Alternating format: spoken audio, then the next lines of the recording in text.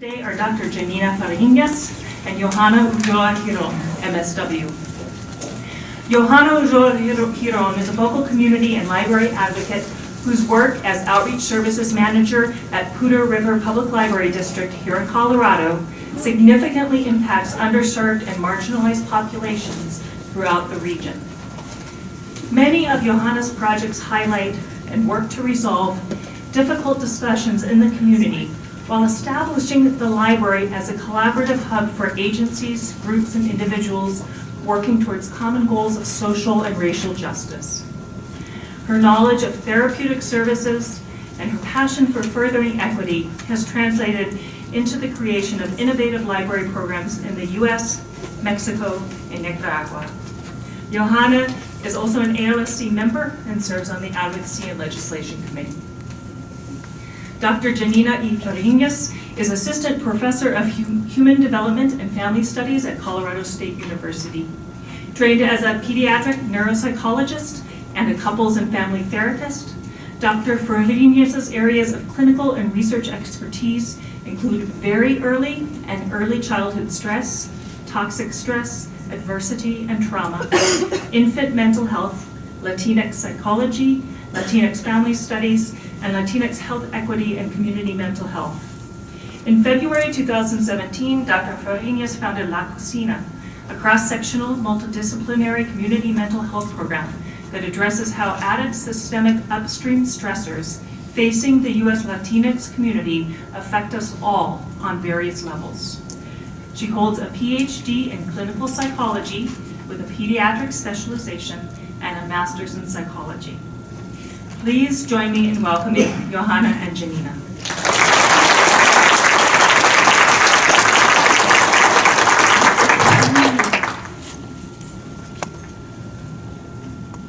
Can everybody hear me? No?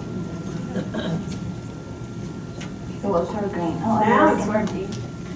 Good morning, everybody. Good morning. How are you doing? You came to Denver and it's snowing. It's so exciting.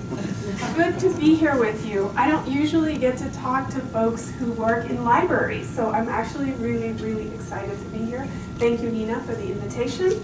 And I'm also delighted to be presenting with my colleague and dear friend, Johanna.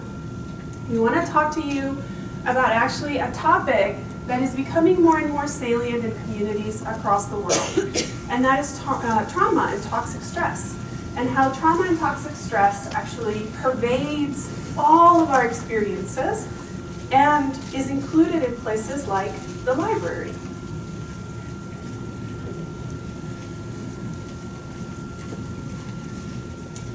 Thank you. So what we're going to do today is we're going to talk a little bit about who we are and the work that we have done, both together in partnerships and also in libraries.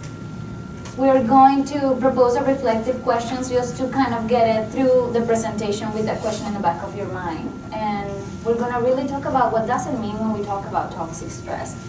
What does it look like? We're going to talk about adverse childhood experiences and microaggressions. And also one of the questions that we get when we talk about anything that has to do with mental health in libraries, we usually get the question of, I'm not a therapist, why do I need to know this? So we thought it would be good just to kind of address that question in the middle of the presentation. We're going to talk about the impact of toxicity in the brain and learning, what research has shown us and what we have seen at libraries as well and in our community. And then when we get just practical inspiration for your journey, because it's a journey and it's a collective journey that we're taking to be able to help kids who have any kind of toxicity and stress. And then we will have, we'll reconvene, we'll talk about the reflective question that we had at the beginning, and that will end with questions and answers. Perfect. Okay, so here is a little prompt for you. We'd like to get started by introducing this topic of protective factors. What are protective factors? So they are individual, relational, or environmental influences that help children bounce back from stressful and adverse experiences. And in fact, protective factors are so also for adults, not just for kids. So what kinds of things help you bounce back from a difficult experience? Anybody have any ideas? Yes? Friends, relationships with other people. Relationships, absolutely. What else? Nurturing caregiver. Yes, a nurturing caregiver. Safe, consistent, nurturing caregiving, right? Routine and stability. Yeah, routine, stability. These are all great protective factors. Losing myself in a good book. Yes! This was my salvation when I was a teenager, for sure. Yeah. So I want you to hold this question in your mind and this idea of protective factors as we go through the presentation. What do you think is the most powerful protective factor for children and families? And just reflect on that as we go on, and we will talk about this again at the end. So who we are? So I'm Janina Fariñas. I'm originally from San Salvador. I grew up in Central America. My family and I left San Salvador because of the Civil War in San Salvador. And then we moved to Honduras. And then the Civil War and the economic depression followed us there. And we left Honduras to go to Guatemala, which was a bigger country. And then we left Guatemala because of the Guatemalan Civil War. And I came to the United States as a teenager. And I did not, actually, after 3 months of being in this country with a visa, my family's documentation status ran out. So we were here in this country undocumented for a couple of years until in the 1980s, some of you may recall, Ronald Reagan passed the amnesty laws. And one day, my family and I, 11 of us, walked into ICE, the office that today is ICE Immigration, without papers and walked out with a green card, which allowed me to go to school, which allowed me to go to university, and here I am today. Really happy to be with you. I am Johanna Girón. I am originally from Bogota, Colombia. I lived there for 23 years, and I lived through the Colombian War with the guerrillas and also the drug cartels. Some of you may be familiar with the situation in Colombia. And then I moved here, and I have a master's in psychology and a master's in social work, and I have worked at many capacities as a therapist. I have worked with children, with families that have been impacted by sexual abuse, domestic violence, many different kinds of abuse.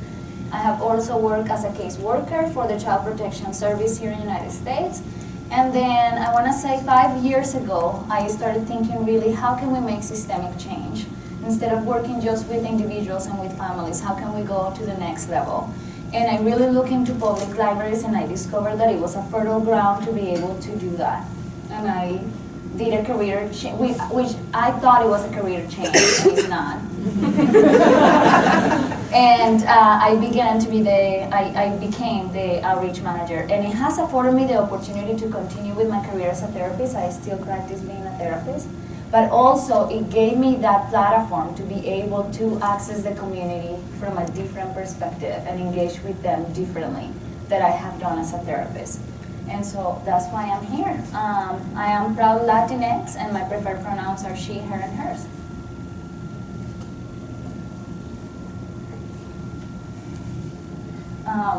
We would like to have people that cannot see on the sides just to move so you can watch the following video. And what is the warning? Yeah, so we want to offer a short warning. The video contains sensitive material, graphic images. It's difficult to look at. And so if you feel like you need to take care of yourself, by all means do so. It is not necessary to watch this video to understand what we're trying to share with you today. The video is very powerful. It is based on a family's true story.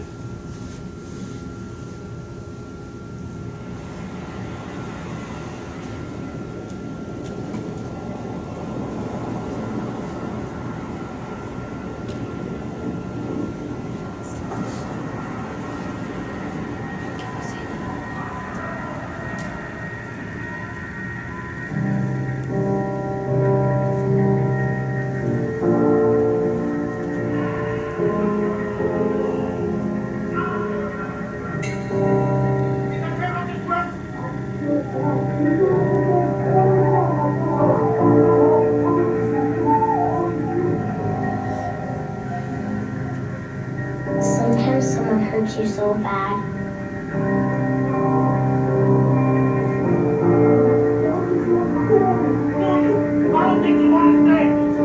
It stops hurting at all.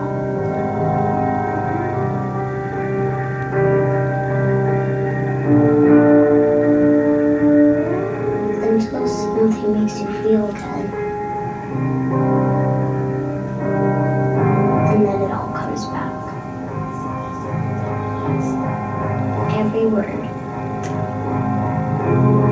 every hurt, every moment. How could you ever understand where I come from? Even if you ask, even if you listen, you do not really hear or see or feel. You don't remember my story. You haven't walked my path. You haven't seen what I've seen.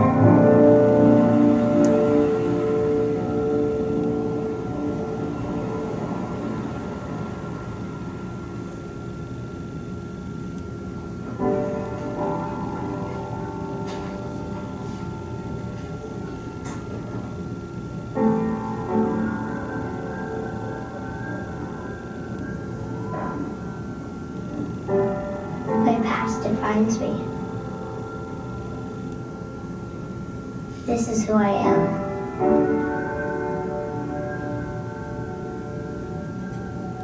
I am unseen,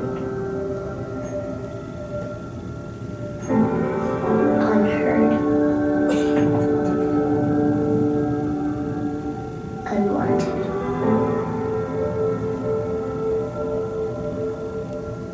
That is what I am. If even I am anything.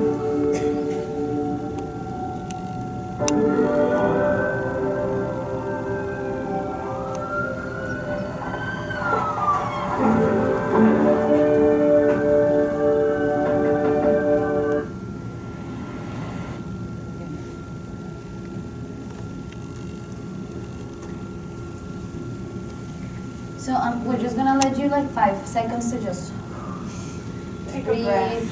center yourself.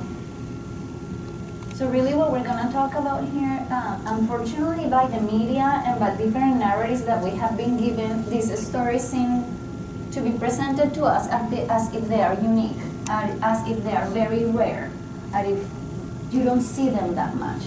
And usually the face of the children that go through this are not like the one in this video.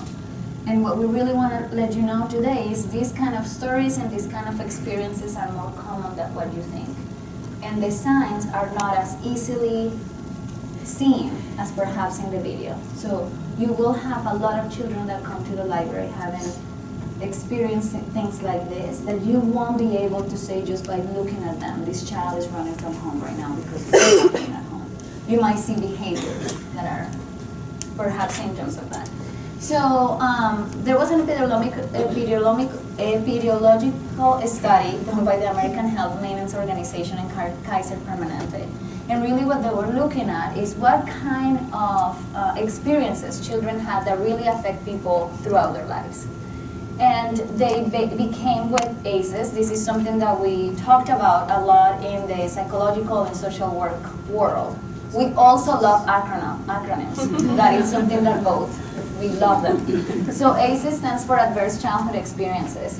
And the experiences that they thought, that they see, that they have a direct correlation with chronic disease and adult mental health are physical abuse, sexual abuse, emotional abuse, their mother was treated violently, that the household had some kind of substance abuse, that in the household a member had mental illness, parental separation or divorce, an incarcerated household member.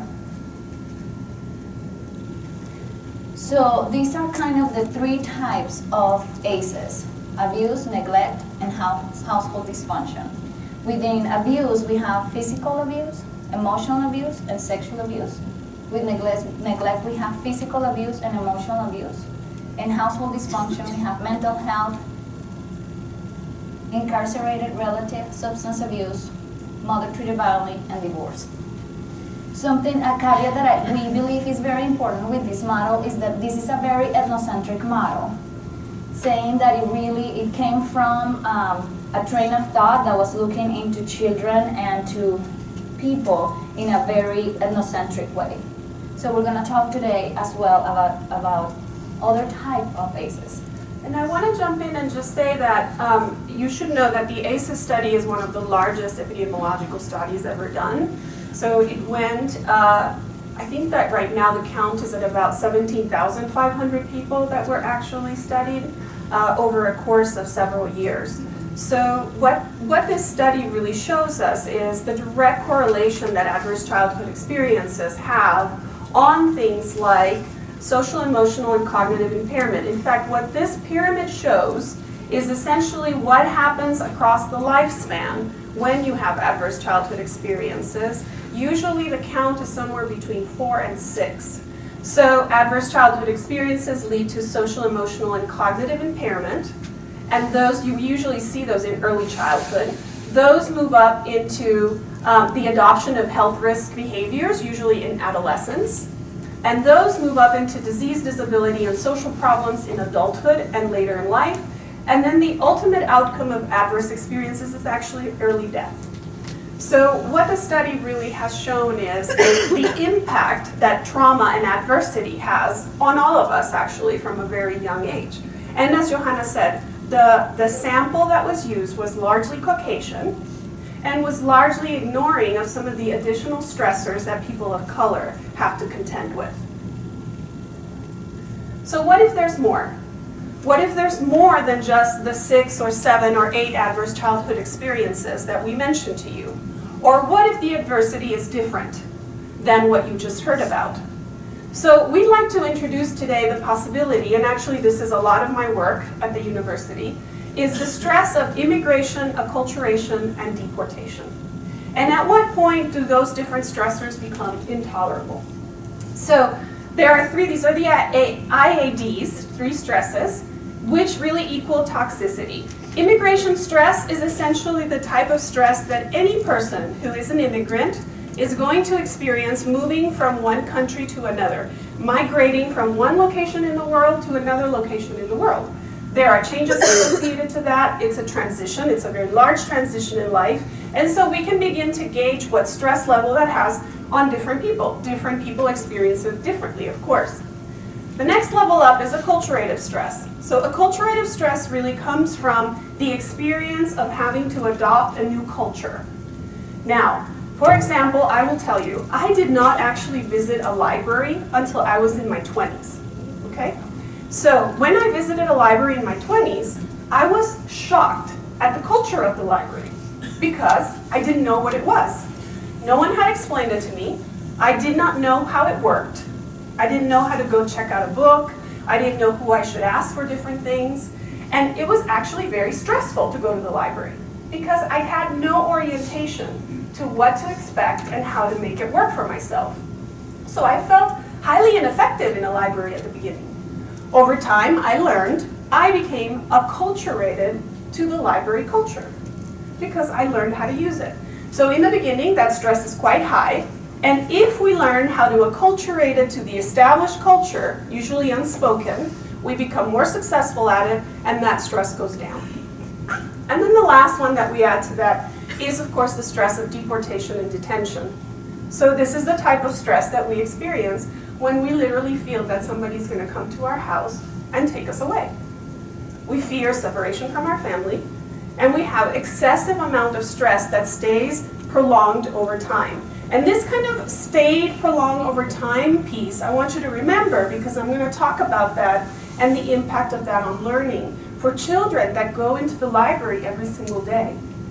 One of the things that we also wanted to make sure we mention today is the sense of stress when it comes to immigration.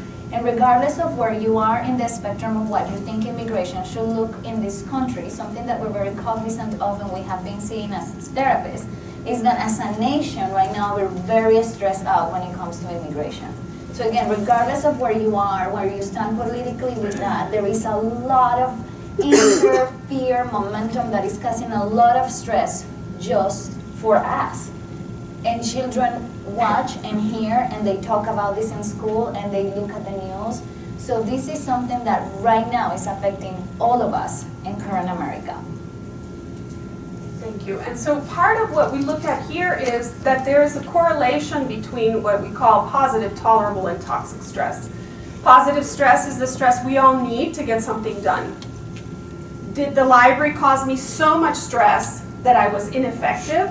Probably for a little while, but eventually it got okay for me and I was able to get through it. And so there was some positive stress associated with that in that it pushed me to learn something new.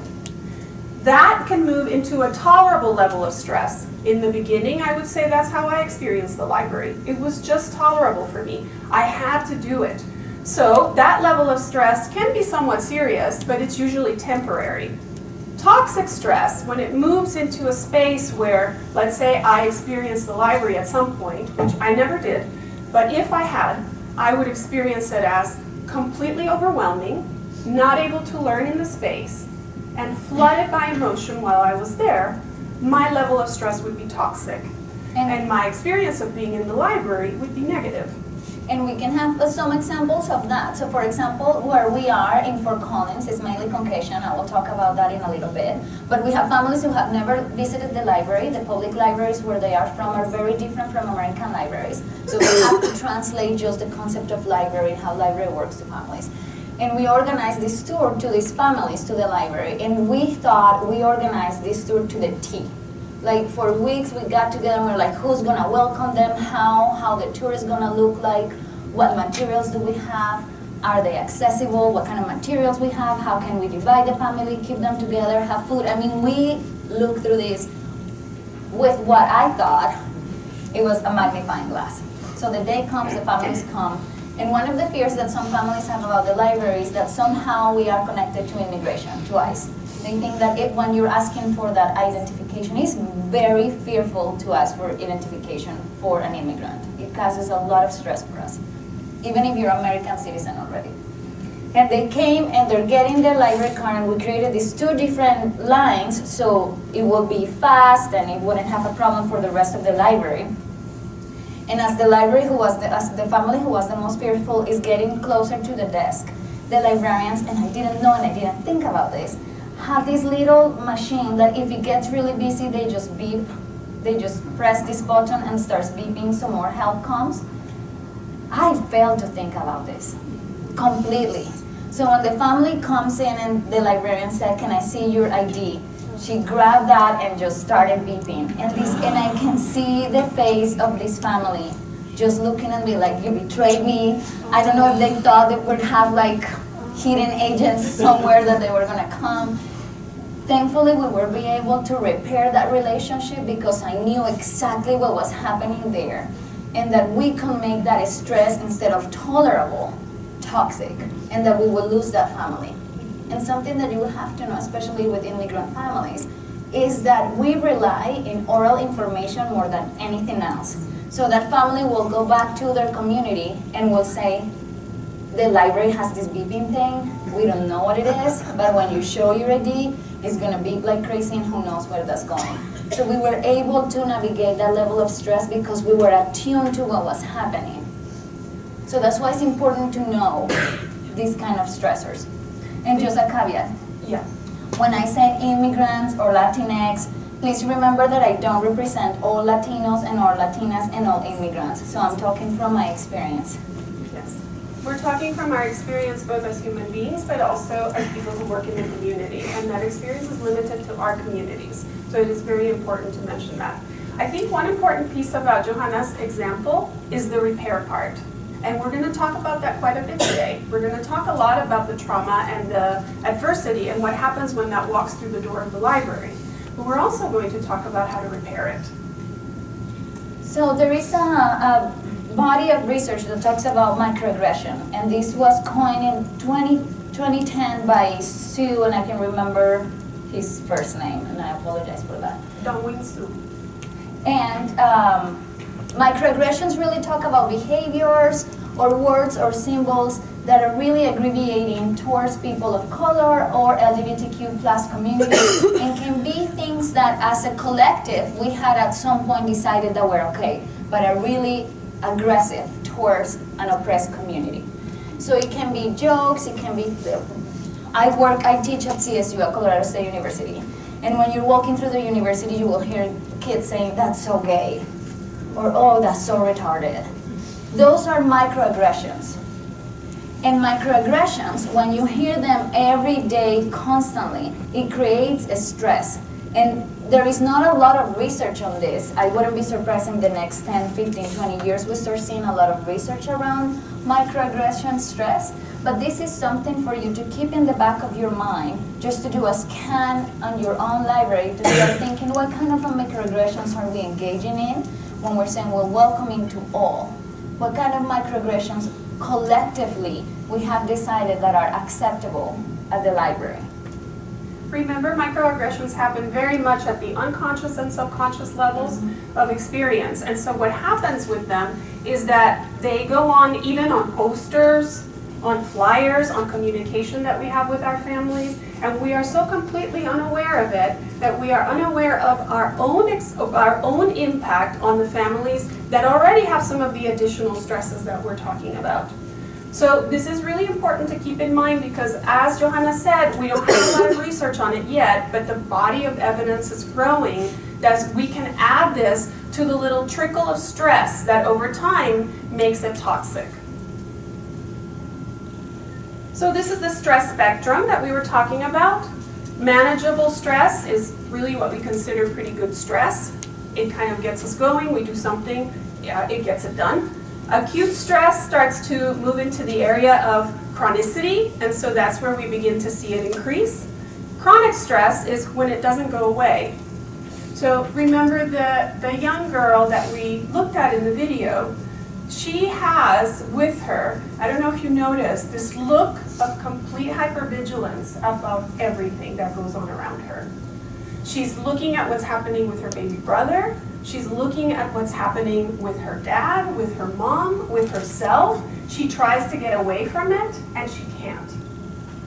The father follows her outside, even though she's trying to move away. I don't know if you noticed, but she went to a book. She was trying to read. So this is very important because, again, the question we're going to grapple with is, what happens when she walks into the library?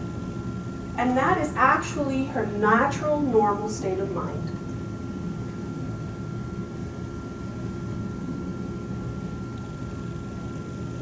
Do you want to go back just a second? Sorry. Yeah. So I wanted to just mention quickly, you've probably already seen this, but the ACEs plus the immigration, acculturation, deportation, and microaggression stresses that we're talking, which all of those, by the way, are very specific to people of color, among others. When you put those together, the toxicity level is much higher for people of color than it is for the normal community, right? That's what I'm saying, sorry, the dominant community. Thank you. Okay, so what happens in the brain when this goes on? I'm going to go through this pretty quickly, and if you have questions, you're welcome to stop me, and if you have really specific questions about brain function, we can talk about it more. The stress response system is something that directly affects the brain over time. So when we have a stress response that stays activated over time, there's a particular part of the brain, the hypothalamus actually, and the pituitary gland, and the adrenal glands that all work together to vibrate. And if they get used to vibrating, they actually don't know how to stop vibrating. So they just keep vibrating over time. And the way I like to explain this is that this could be your brain, for example. And your brain, the part of your brain that really regulates stress, is in the middle. It's in the center. So these parts of your brain, you can see it right up here, hypothalamus and actually the cortical cord region. So it's all down here in the very center of the brain, and the rest of your brain kind of wraps around it. So what happens when this starts to vibrate? Essentially, we say you flip your lid. All the top parts of your brain kind of go offline, and we don't have any way to access these other parts, which are the executive functioning parts. They're the parts that kids need in the library so that they can learn some of the things that you're trying to teach them. And to be able to really get this back online, we've got to calm this down. We've got to calm this down enough so that everything else just kind of falls back in place and all the neurons fire the way they're supposed to be firing. So what happens when you're teaching someone whose lid actually has been blown since the very beginning? And their cortical cord regions are always vibrating. What do we do about that? And whose responsibility is it? So the effects of this heightened stress and this vibration across time are actually very serious. They result in learning difficulties for kids. It results in executive functioning problems for kids. We see all sorts of different ways in which motor function is affected. We see ways in which the ability to be in relationship, regulation capacity is affected. And all of it happens in what we call this flight, freeze, or fight response, right? You've heard this before. Well, the fight, freeze, or flight response doesn't only show up when we think there's danger around us. It also shows up if we've grown up in dangerous situations, and that's kind of our baseline. Then we stay in fight, freeze, or flight. So what is the impact of this across the lifetime? Well, as I said, it has serious effects on affective and behavioral regulation. So mastery of our bodies. We see children who grow up actually really losing their bowels over time because they can't control it. Behaviors accurately read and respond to internal cues like sleep, hunger, arousal, as well as to use our bodies effectively for the purposes of learning, building skills, connecting with others. This is is one of the biggest areas actually that's affected. Attachment and mastery, we feel unsafe all the time, so it's very difficult to create meaningful relationships. And learning and executive functioning, so cognition, attention, executive functioning, language development, memory, sensory processing, and fine and gross motor skills. So if you think about the impact of this over time, it's actually quite serious. And when you think of the amount of children in the United States, for example, who have suffered some kind of adversity and trauma in childhood, we have a very large segment of our population that actually works from this perspective. And I think one of the caveats that we have to consider when we're talking about our spaces, or our programs, our services, and our collections, is that when we're talking about being equitable, providing the same for all, equity is not the same as being equitable. Because when you're equitable, it's not the same as being equal. So when you're having children who are coming to your library and they're presenting behaviors, and it doesn't have to be as acute as the ones we're describing, but you have seen the kids who are just fidgeting all the time, they can't sit still, it's really hard for them to pay attention. So you could say we're treating everybody equal and everybody has to follow the rules and the norms. But that's not being equitable. Because this child is coming into the library with very different set of needs than other kids. So that's where all the mastery and amazing work that you do really helps kids to regulate, to start helping in different settings, and just to have different set of rules for children that behave a little off or different. Yeah, and I think the difference between this equitable or equity kind of conversation is about needs. In an equality-based model, everybody gets the same thing. In an equity model, everybody gets what they need. And there are differences, very serious differences between those two. So for kids who have grown up, right, with their lids blown off from the very beginning, what does equity look like? What kind of concessions do we need to make, and what adaptations do we need to make sure that they are learning and that we're supporting the possibility that this can go back to where it needs to be? So I think we have depressed you enough already. Yes, we really have. And something that I really believe in the center of my heart and my brain is that all of this is very good in theory and to explain things, so as clinicians we can make predictions and treatment plans and stuff like that. But in reality, there are many things that are helping children not to be by the book. So you know, not all children who have experienced ACEs have all these terrible diseases, all these terrible diagnoses, all these impairments. So there is something not just in literature, but in life that tells us that there is hope. That is not a deterministic model. Yeah, it's also, honestly, I work with a lot of children and families, and children are resilient. They are unbelievably resilient. And so how can we support that resilience? I actually believe that the library has a critical role to play in that. And so, since we don't want to thoroughly depress you anymore, we're going to talk about the other piece of the coin, which is about resilience and about benevolence. So we talked about ACEs, adverse childhood experiences, and we have a lot of studies on that. In fact, we've gotten to the point, myself included, where I just go, oh my God, not another ACEs study. Really, there are hundreds of thousands of them. We get it, we know what it is. What about the other piece? What about benevolent childhood experiences? What experiences and what possibly can a community support so that the child's experience is something different than what they've had? And recently, a really good colleague here in Denver actually finally started writing about this, and it's actually really exciting.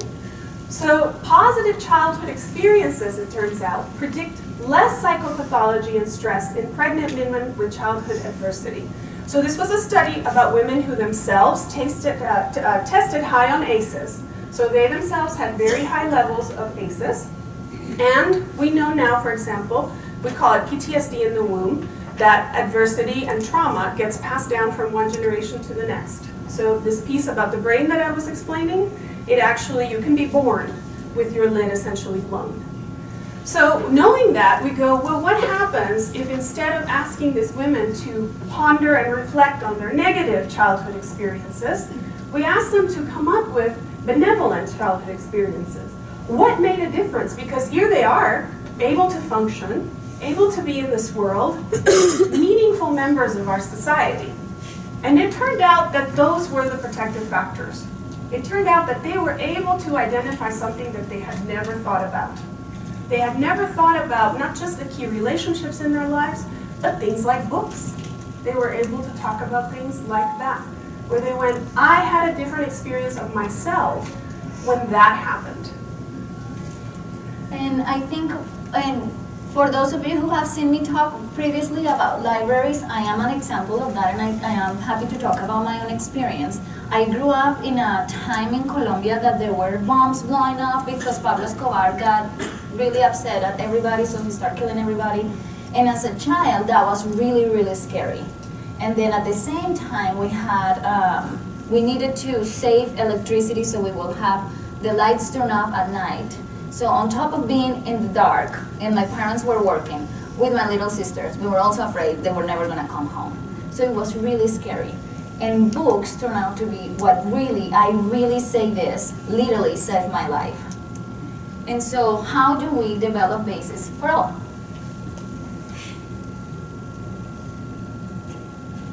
One way that we can begin to really infuse our thinking and our culture of how we offer to community is by building cultural proficiency on behalf of vulnerable communities. So when we think about the young woman, the young girl that was in the film at the very beginning, right, I actually see a lot of resilience in her. Did anybody else notice that? What did you notice about her way of functioning? Yeah. She took care of her little brother. She got him dressed. Yes. Somehow in the midst of all of that, she was able to think about her baby brother and love, right? There was a lot of love there and caring for him and making sure he was okay. Yes. She was still going to school. She At was. least she was going. She was going to school. Yes. What else did you notice? She tried to get away. Yeah, she took time for herself in the bathroom and she Yes. washed her face off. Yeah. Yeah. Anything else? It appeared that she was taking, she was intervening in a way that she could. She was attempting to make a difference. She was trying to make a difference. She was trying to save herself and her family. There was a lot of drive there, actually. So actually, there's a lot of sanity. I know the video is very depressing and difficult to look at, but the reality is that we see a child in survival. And there's a lot to be said about BESIS and survival. So one of the things we want to introduce into the dialogue is actually this idea of cultural proficiency as a benevolent childhood experience. That if somebody gets you culturally, that is an act of benevolence. So the level of knowledge, skills, and direct practice that are required to successfully teach, genuinely interact, and support persons and communities from different cultures, and people with a variety of ACEs and BESIS by holding all forms of culture and historical difference in high esteem. This is cultural proficiency. Okay, this is our definition, and I will tell you, this is really hard. It's really hard. But the first thing we need to do as a community is talk about, are we committed to this, at least? On the continuum of cultural competency, we have cultural proficiency all the way at the end. So it is normal for our journey to look kind of like this. That in the beginning, cultural destructiveness, so forced assimilation, subjugation, rights and privileges from dominant groups only, that's in some ways the standard. And from there we can move into incapacity. We see a lot of this. Racism, maintaining stereotypes, unfair hiring practices, structural racism. From there we move into cultural blindness. Differences are ignored. Everyone is treated the same. We were talking about equality versus equity. There's a lot of that there. And then there's cultural precompetence. This is where the exploration begins. There's enough curiosity about the other three that we start to go, oh, maybe there's a different way of thinking about this. Maybe I can have beginner mind about this. And so there an exploration begins of the issues. Then there's cultural competence, which is recognizing the individual and cultural differences, seeking advice from diverse groups, and hiring becomes culturally unbiased. And then cultural proficiency is actually systems change. So it's quite a thing to aspire to, and we are not there yet. And but I also think that aspiration alone is really powerful.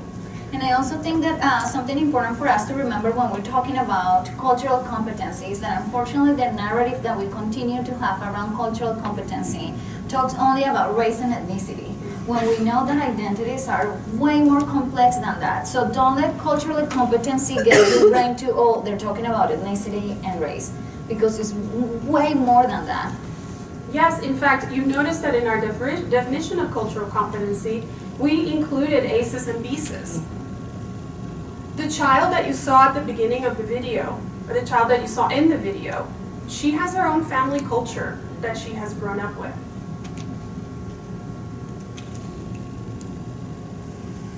Okay, so the question then becomes, how do we do this? How do we get started now? What are some things that we can put in place right away? So the first thing that we would like to invite you to consider is to conduct a critical examination of what leads you to want to support immigrant and Latinx children and families. This is the area where we work, but you can replace Latinx with any word. Perhaps in your community, you have a large Muslim community. Perhaps in your community, there's a large African American community. So critical examination of what is your motivation and your intention for wanting to support those communities is really at the heart of getting started with cultural proficiency. And something that is related to stress is that it can cause a lot of stress to think about this, to really intentionally say, let's do a cultural scan in our library. That creates a lot of stress, and stress is highly tied with fear. And we know that the bodyguard of fear is anger. So what I'm inviting you to do in your public libraries is also have this conversation knowing that there is going to be fear and anxiety, and try to move away from the anger to really engage in a conversation and a system change when you're going to start doing the critical examination on how to support people from different cultures. So it creates a lot of stress, just the work around this. Yes. Oh, sorry. Develop. So the next one we want to propose is develop a no-nonsense understanding of the reality of the three stresses, right? We talked about stress on 3 different levels. We talked about the adverse childhood experiences in general. We moved into acculturation, immigration, and deportation stress, and we talked about microaggressions. And sometimes they're not that micro. So one piece about this particular formula that we're offering is become very aware of how those 3 types and levels of stresses are playing out in your community and around you, and in yourself even. The next part is consider carefully when you start on immigration issues. So I really invite people who work with communities of color and immigrants to really have a critical examination on where do you stand. Because as we have mentioned, the responses that we have toward people are very subconscious. It just happens. I think the latest research is 0.8 milliseconds, is something like that. It's so fast what your brain will react to somebody that if you're not even cognizant of where you stand, it will just happen automatically, regardless of your intentions or your professional ethics. So really start with yourself. Think about where you stand in the immigration issues, particularly as self-exploration for reality, that what children are going through is founded on reality. For example, parents are actually getting deported. So you may think, well, children really don't understand about documented or not documented. They were brought to this country perhaps not even knowing or having any decision making. But children are very cognizant of what's happening. And I don't know if I mentioned the numbers in our previous slides of how many kids are in foster care currently. And they are in foster care because their parents have been deported. So what that looks like is they go home and their parents don't come from work. They have been deported during the day. Or ICE will come through the night and take the parents and the kids because they're American citizens, go through foster care. So where do you stand in that? Yeah, we live in a primarily white community here in Fort Collins, Colorado, and I will tell you that we hear all the time, well, this is not really affecting where we live. This is absolutely affecting where we live, and it affects children every single day. In fact, the collaboration that Johanna and I will talk about that we founded a year ago is really a collaboration that was born out of understanding children's fear of going to school and getting to a point where the fear was so debilitating they couldn't learn anymore. And I wonder if we should just go quickly through these, just for time. Yeah. So this next one is acknowledge and honor the fear and terror that children and youth carry. This is really an awareness of the face of adversity that you saw at the very beginning of the presentation. Know that at least 4 out of 10 children walking through the library doors actually have that same face and carry this with them. Become a learner of immigrant and Latinx family stories. Make it possible for them to reclaim their histories. This is actually true for all people of color. Reclaiming our history is one of the things that is the most powerful benevolent experience that we can have in our lives. And this is one of those that, why do I have to know this? I'm not a therapist. Why are you talking to me about this? Because although this is not therapy, it's a therapeutic intervention. So your job to provide the kids the ability to see themselves in the stories that you're providing, and if they're not right now at your library, to allow them to create their own stories, their histories, is a therapeutic intervention in itself. A very powerful one, yeah.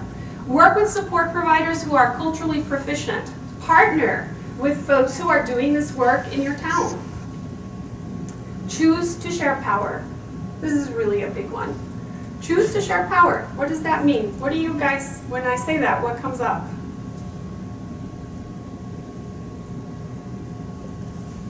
Yeah. A big one that I think of is who gets to make decisions and who gets to participate in conversations around how libraries are engaging in this work. Right. Yeah. Give up your control. You know, you can't, nobody's got all answers to everything, and it only works when everybody can kind of add to the puzzle. You were going to say something. I was just going to say that I control. Yeah. Right. Exactly. Yeah. I would have to remove barriers as much as possible. Yes. That's a huge one. Is through our awareness beginning to go, oh my gosh, there's a clicker at the door that lights up when people's IDs. Let's not have that. Yes. I would say one other thing is information. Share information about what groups are working with who, so that you know who to partner with, who to network with, and you can all spread out and And that's exactly what I think public libraries are. An amazing place. I don't know how to convince people of this. The power that public libraries can have in changing communities, it's unbelievable. Because one of the most important things when you're talking about equality and oppression is information. Information is power. We have known that for centuries. So if you are giving universal access to information, if that's part of your tenet, you are an amazing catalyst for change. Respect and honor children's and families' histories and resilience. This can be done through storytelling. It can be done in the selection of books that's available in the library, but also it can just be an approach, a way that you approach the community, where knowing that 4 out of 10 of the kids that walk through the door have the face of adversity, that you stand in a position of how am I going to relate to that child? What is that child going to need? Acknowledge intersectionality. We don't have enough time and we could teach a whole course on this, but it is really important to acknowledge that at the intersection of race, culture, gender differences is all sorts of other difference too. In fact, all of us have this. And stand in solidarity for the rights of immigrant children and students. This is really very personal, and we put it in our presentation because we noticed that kids who have advocates, myself included, kids who have advocates that are able to stand and say, you have a right to be here, you have a right to be seen, and to go through the same benefits that everybody else is going through, that makes a difference. That is a benevolent childhood experience. And this is something that I experienced myself when I came into the library, because it was one of the conversations that I used to have with the leadership team. So for example, when first DACA came out, we had a huge impromptu forum for immigration. And we got like 350 people coming to this impromptu forum of information. And one of the things that we were talking about is, well, libraries are a neutral place. And I was like, well, the history of libraries doesn't seem to be neutral to me. And then if we go through our policies and our values and our mission, it's not neutral. So feel empowered and walking into your own mission and saying we're not neutral. The American Library Association is telling us that we have to stand in solidarity and we have to fight against oppression. So when you show yourself at a rally, when you show yourself or provide an informational forum, you are telling those families, and they bring their kids, you are telling the families, you are welcome here. We are walking our talk. So make sure that you are out there with the families. It's super important. So I think we're going to do this very quickly. We're going to give just some examples of how we have done this at the library. Yes, so we're going to do this quickly. So benevolence in the library, how key partnerships and programs are making a difference. We come from Fort Collins. Is a town north in Colorado, and as Janina said previously, is mainly Caucasian. But one of the things that we invite you to think about today is really to get to know your community, because data is not enough, and I'll talk a little bit about that in a little bit, and then define your organization's culture. So when you're talking about get to know other cultures, the first step that you have to take on that is very introspective. And in organizational level, that means that think about what is the culture of your own library. Who's making the decisions? What are your funding sources? What has been your stand in political times of turmoil? If you know your culture as your organization, then you can start learning about other cultures. And this is something that needs to happen intentionally. This cannot happen just by having one-day retreat. So this is one of the programs that we started, I can remember, maybe 2 years ago, and it's the World Language Storytime. And this is one of the examples that we have with giving power to others. So when I started working at the library that I worked at 4 years ago, I remember saying, can a non-librarian do story time? And that was a huge no-no for for the library that I work at. They were like, absolutely not, we have all this training. No. And we had a group of moms who were from Russia, and they say, we will do it, we will go through the training, just let us know what we need to do. And that's how we began this program, and now we have story times in Mandarin, French, Arabic, American Sign Language, Spanish, Russian, and Japanese. And the families are in charge of pretty much all of the programming. And it has created an incredible connection to communities that we didn't have in the past. And it has been an intervention tool that I cannot talk enough about. So for example, when there were the Paris attacks, I want to say last year or the year before, it was one of the nights that we have World Language Story Time in Arabic. And the story time, let's say, was going to start at 5, and it was 5:30, and me and my coworker, Ludi, who's actually the person that's a genius behind children's programs, were looking at each other, and we only had one family. And we're like, this is weird, in 30 minutes. And we waited for 30 minutes and we were about to start packing when the first family, with the second family started trickling by, and they're like, it's okay for us to be here. And we're like, of course. And we talked a little bit more about that, and they were very afraid because of the party's attack that day that they were not gonna be welcome into the library. When we had that conversation with the family, they started texting the other families, and then we have our room full. That is an intervention.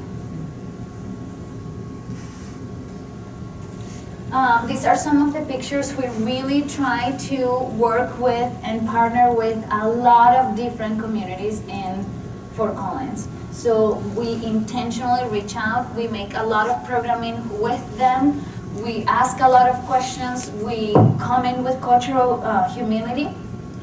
These are just some examples. That's Day of the Dead.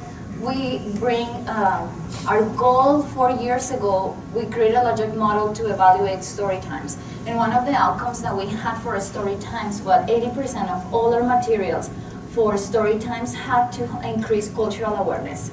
So for my team, 80% of the time they are out there providing programs. It is required for my staff that increase cultural awareness. This is another example. This is for Dia del Niño. We did, I don't even know how we created this.